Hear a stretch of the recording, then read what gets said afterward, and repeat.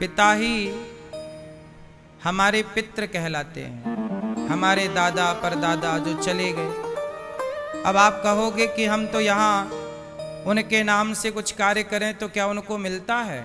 हाँ, आप कोई भी शुभ काम करते हैं, कोई भी पाप करते हैं या कोई भी पुण्य करते हैं तो केवल पुण्य का फल ही पितरों को नहीं, आपके पाप का फल भी पितरों को मिलता है। तुम्हारे पितर नरक में हैं, पर यदि तुमने कोई शुभ कार्य किया तो तुम्हारे पितरों को स्वर्ग मिल जाएगा, मोक्ष भी मिल सकता है। और तुमने कोई बड़ा पाप कर दिया तो तुम्हारे पाप के कारण तुम्हारे पितर यदि स्वर्ग में भी हैं तो वहां से भगा दिया जाएगा। देखो तुम्हारे बच्चे कितना गलत काम कर रहे हैं, चलो नरक जाओ। इसलिए हम जो करते हैं हमारे कार्य से हमारे पूर्वज प्रभावित होते हैं, पाप से भी और पुण्य से भी। अब आप कहोगे कि जो मर गया उसे कैसे पता लगेगा, वो तो मर गया। देखो मर के आदमी जाता कहाँ है? जैसे मृत्यु लोक है, ये हम किस लोक में रहते हैं? हमारे लोक का नाम क्या है? क्या नाम है?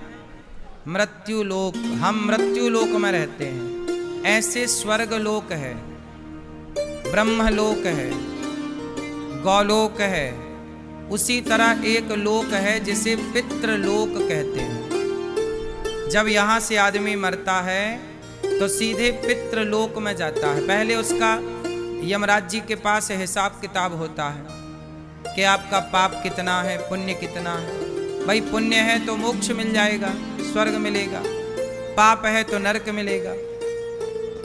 और थोड़ा सा पुण्य कम रहा है, जैसे बच्चे जब एग्जाम देते हैं तो परिणाम 3 तरह से आते हैं। परिणाम कितने होते हैं? 3। एक बच्चा पास हो जाता है, एक बच्चा फेल हो जाता है और एक बच्चे की सप्लीमेंट्री आ जाती है। क्यों सप्लीमेंट्री चलती है कि नहीं आज भी? हमारे टाइम पे तो सप्लीमेंट्री आती थी एक विषय में, फिर बाद में सुनने में आया कि 2 विषय में भी आने लग गई। अब क्या चल रहा है सिस्टम? क्यों सप्लीमेंट्री एक विषय में आती है कि 2 विषय में? कितने तक की छूट है? 2 तक की छूट है ना। हमारे टाइम पे एक ही विषय में आती थी। हाँ या ना? सुनो, तो एक बच्चा हो गया पास, आपने अच्छे पुण्य किए तो स्वर्ग चले गए। एक बच्चा हो गया फेल, गलत काम किए तो नरक चले गए। लेकिन एक बच्चा है ना पास हुआ ना फेल हुआ, उसी का नाम है सप्लीमेंट्री, हवा में लटक रहा बेचारा। उसी तरह ये जो पितर होते हैं, पितृलोक, पितृलोक में कौन जाता है? ना तो इनके पास ज्यादा पुण्य थे कि स्वर्ग जा पाए, ना तो इन्होंने इतने पाप किए कि नरक जाएं। इन्होंने थोड़े पाप भी किए, थोड़े पुण्य भी किए, पर पुण्य पास होने को 33 नंबर चाहिए थे, पर आए 30 नंबर, 3 नंबर कम गए, तो 3 नंबर के लिए सप्लीमेंट्री आ गई। उसी तरह थोड़े से पुण्य कम गए, अब वो पितृलोक चले गए।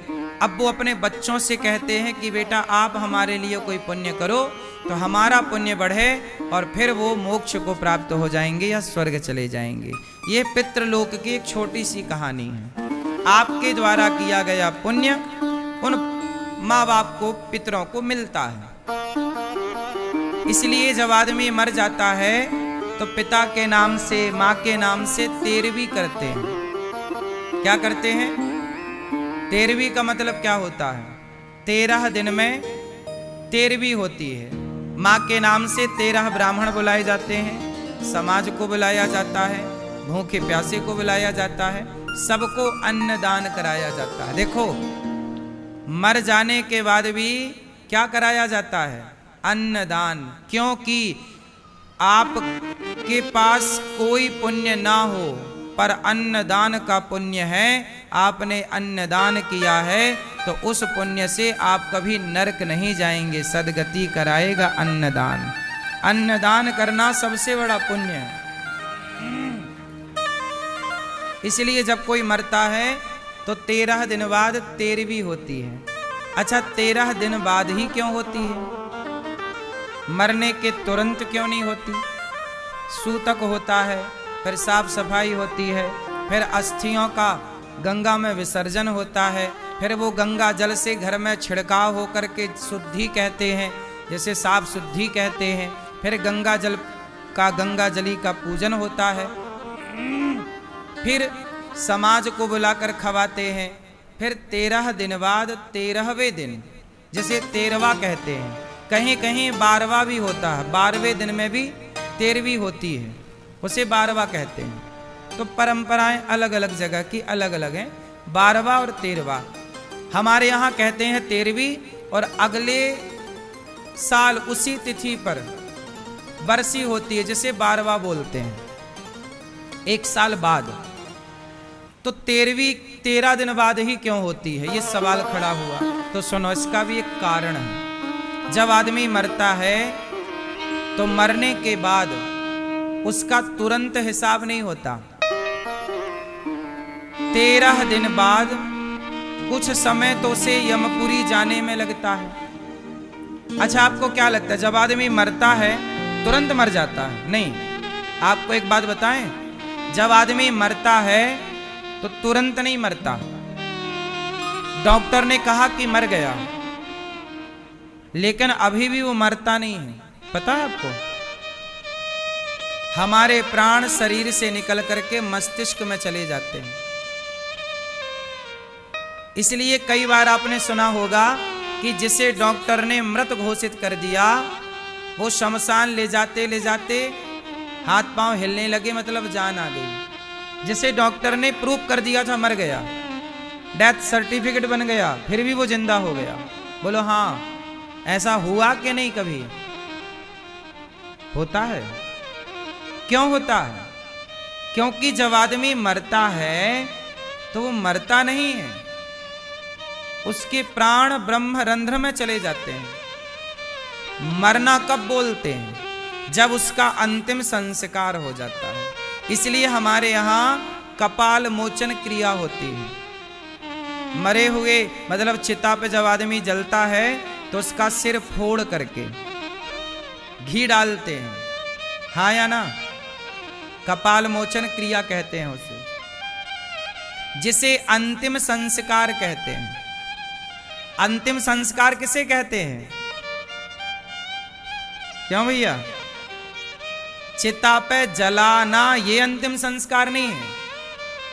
चिता पे जलते हुए जब आधा जल जाता है तब उसका कपाल मोचन होता है, सिर फोड़ करके और घी डाला जाता है, उसे कहते हैं अंतिम संस्कार। आप लोगों को यही पता होगा ना कि चिता पे जलने को अंतिम संस्कार नहीं। अंतिम संस्कार वो है जो आखिरी प्रोसेस है, कपाल फोड़कर घी डालना। क्यों? क्योंकि अच्छा ये बताओ, खोपड़ी क्यों फोड़ी जाती है? उत्तर दो। मुर्दे की खोपड़ी क्यों फोड़ी जाती है?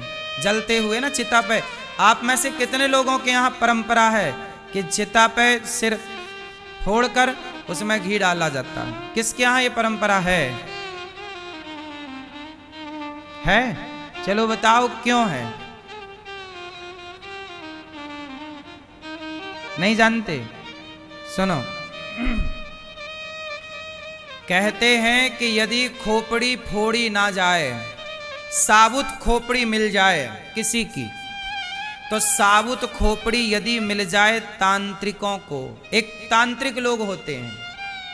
कौन लोग होते हैं? तांत्रिक लोगों को यदि खोपड़ी मिल जाए तो वो उस खोपड़ी से ना तंत्र विद्या साधते हैं। जैसे आपने अपने दादाजी को जला दिया और जला के आ गए, लेकिन वो खोपड़ी थोड़ी जलती है। यदि टाइम से कोई उसे निकाल ले तो खोपड़ी साबुत निकल आती है, ढांचा। फिर तांत्रिक लोग उसे ले जाते हैं और अपनी तंत्र विद्याओं को सिद्ध करने में खोपड़ी का प्रयोग करते हैं। क्योंकि तंत्र शास्त्र में खोपड़ी का प्रयोग है, और खोपड़ी यदि ब्राह्मण की मिल जाए तो तंत्र विद्या जल्दी सिद्ध होती है। इसलिए ब्राह्मणों को विशेष रूप से कपाल मोचन का प्रोसेस करना ही चाहिए। मुर्दा भी सुरक्षित नहीं है, समझो आप। यदि उसका भी कोई मिसयूज करना चाहे तो मुर्दे का भी बहुत मिसयूज हो सकता है। बात समझ में आई? इसलिए हमारे पूर्वजों ने कहा कि खोपड़ी फोड़ दो। जब फोड़ दोगे तो खंडित हो जाएगी, फिर वह तांत्रिकों के काम की नहीं होगी। तंत्र विद्या होती है। तांत्रिक लोग क्या करते हैं, खोपड़ी में हड्डियों में ऐसे ऐसे नहीं घुमाते। आपने टीवी पर देखा होगा, वो तो डेमो है, लेकिन यथार्थ में खोपड़ी का प्रयोग होता है। वो तंत्र विद्या है, तांत्रिक लोग करते हैं। किसी को मारना हो तंत्र से तो मार दिया जाता है, उस खोपड़ी का प्रयोग मारण मंत्र में किया जाता है, जिसे आप लोगों की भाषा में जादू टोना कहते हैं। आप लोगों की भाषा में क्या कहते हैं? जादू टोना। वैसे अब इस जादू टोना को जानने वाले लोग हैं नहीं, लेकिन यदि कोई जानने वाला है तो वो जानने वाला उस खोपड़ी का मिसयूज कर सकता है। इसलिए हमारे यहाँ चिता पर खोपड़ी खंडित की जाती है, तोड़ करके घी डाल दिया जाता ताकि वो जल जाए, और तभी पूर्ण मृत्यु मानी जाती है जब अंतिम संस्कार हो। इसलिए हमारे यहाँ जब कोई मरता है, जैसे किसी की मृत्यु हुई 10वीं तिथि को, उदाहरण जैसे कोई मरा 10वीं तिथि को, लेकिन उसका अंतिम संस्कार हुआ एकादशी को। मरा 10वीं को और अंतिम संस्कार हुआ एकादशी को, तो बताओ उसकी मृत्यु कब मानी जाएगी, 10वीं को कि एकादशी को? हाँ, इसलिए जिस दिन अंतिम संस्कार होता है उसी दिन से उसके पिंडदान की तिथि निश्चित होती है, श्राद्ध की तिथि निश्चित होती है। उसी दिन से 13वें दिन 13वीं की तिथि निश्चित हो। मृत्यु के दिन से 13 दिन नहीं गिना जाता, अंतिम संस्कार से 13 दिन गिना जाता है।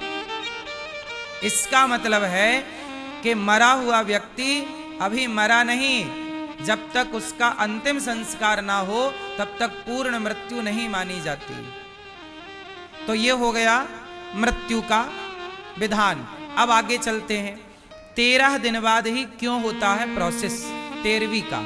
इसका कारण है कि जब आदमी का अंतिम संस्कार होता है तो अंतिम संस्कार के बाद जैसे आदमी की 13वीं अग्नि हो गई, चिता पे जल गया, तो कहते हैं चिता पे जलने के बाद 13 दिन तक वह प्राणी वही होता है आसपास। यमदूत उसे शरीर से तो निकाल कर ले जाते हैं, पर वह वहीं भटकता रहता है। क्यों? क्योंकि यमराज यमदूत उसे ये दिखाना चाहते हैं कि देख, जिस परिवार के लिए तो रोता रहा, परेशान होता रहा, अब वो परिवार देख, तेरे बिना तू कहता था कि मेरे बिना क्या होगा, देख तेरे बिना सब हो रहा है कि नहीं। जिस अभिमान में तू जीता था, आपको क्या लगता है मेरे बिना क्या होगा, मेरे बिना क्या होगा? अरे भाई साहब, तुम आराम से मरो, सब बिंदास होगा। क्या रुका है? किसका रुका है? किसी का रुका हो तो बताओ। हम इस झूठे घमंड में रहते हैं कि हमारे बाद क्या होगा, सब बढ़िया होता है। तो वो आदमी 13 दिन तक वहीं रहता है, सब देखता है। इसीलिए आपने देखा होगा हमारे यहाँ जब आदमी मर जाता है तो उसके नाम का घट बांधते हैं। क्या बांधते हैं? अब देखो आज के जमाने में ना ये परंपराएं नष्ट हो गई। अब क्या है, आदमी को जल्दी होती है। आजकल तो आदमी 3-4 दिन में 13वीं कर लेता है। आज शहरों में तो 13वीं भी 4-5 दिन में हो जाती है, और 13वीं और बरसी एक साथ कर लेते हैं। मतलब आजकल बच्चों को बिल्कुल टाइम नहीं है, 3-4 दिन में ही सब खत्म। हाँ या ना? तो आजकल लोग मनमाना चल रहे हैं। अब शास्त्रों से कोई लेना देना किसी को नहीं, जो अच्छा लग रहा है लोग वो करते हैं, मनमाना आचरण। जब आदमी मरता है तो उसके नाम का घट बांधा जाता है। घट मीन्स घड़ा। हमारे यहाँ पीपल पे बांधते हैं, पीपल पे घड़ा बांधते हैं। कहा जाता है कि वह जीव प्राणी यहाँ होता है और वह घड़े का पानी पीता है। उस उतने दिन 13 दिन मतलब कुछ दिन, 13वीं दिन तो 13वीं होती है, तो फिर वो 13वें दिन जो जूठन बचता है ब्राह्मणों का, इसलिए 13वीं जब खाओ। अच्छा, एक चीज आपने ध्यान दी होगी, 13वीं सबको पचती नहीं है, पता आपको? पूड़ी तो पूड़ी होती है, पर 13वीं की पूड़ी गजब की होती है। मुझे सूट नहीं करती कभी, इसलिए मैं कभी 13वीं इत्यादि नहीं करता, खाता मतलब 13वीं। क्योंकि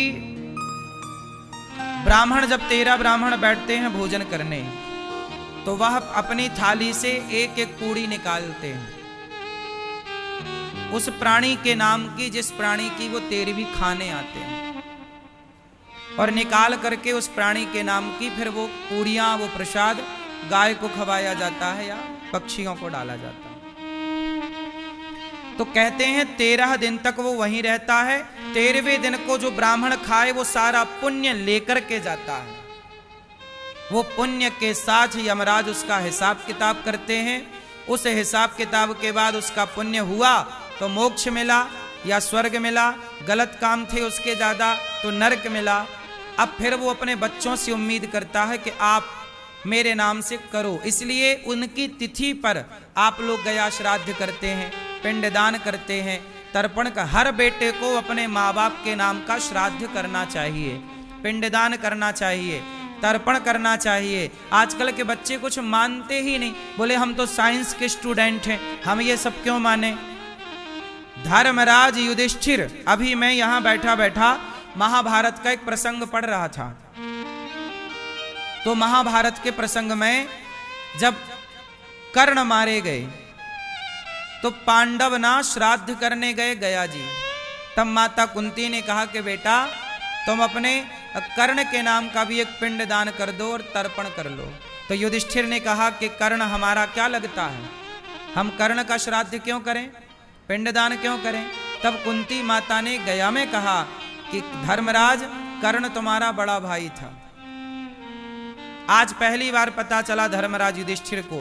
धर्मराज रो पड़े कि मां तुमने पहले नहीं बताया कि ये मेरा बड़ा भाई था, वरना मारते क्यों, आपने बड़ा अपराध कर दिया।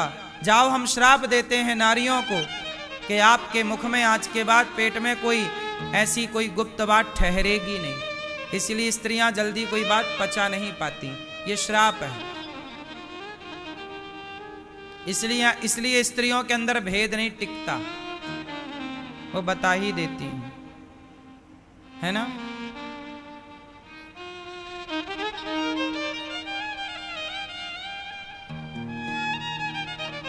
और धर्मराज युधिष्ठिर रोए और फिर उन्होंने कर्ण का श्राद्ध किया। तो देखो ये श्राद्ध परंपरा, ये पिंडदान, ये कोई आज की नहीं है। भगवान कृष्ण ने भी किया अपने पूर्वजों का, धर्मराज युधिष्ठिर ने भी किया, स्वयं राम ने भी किया, भगवान राम।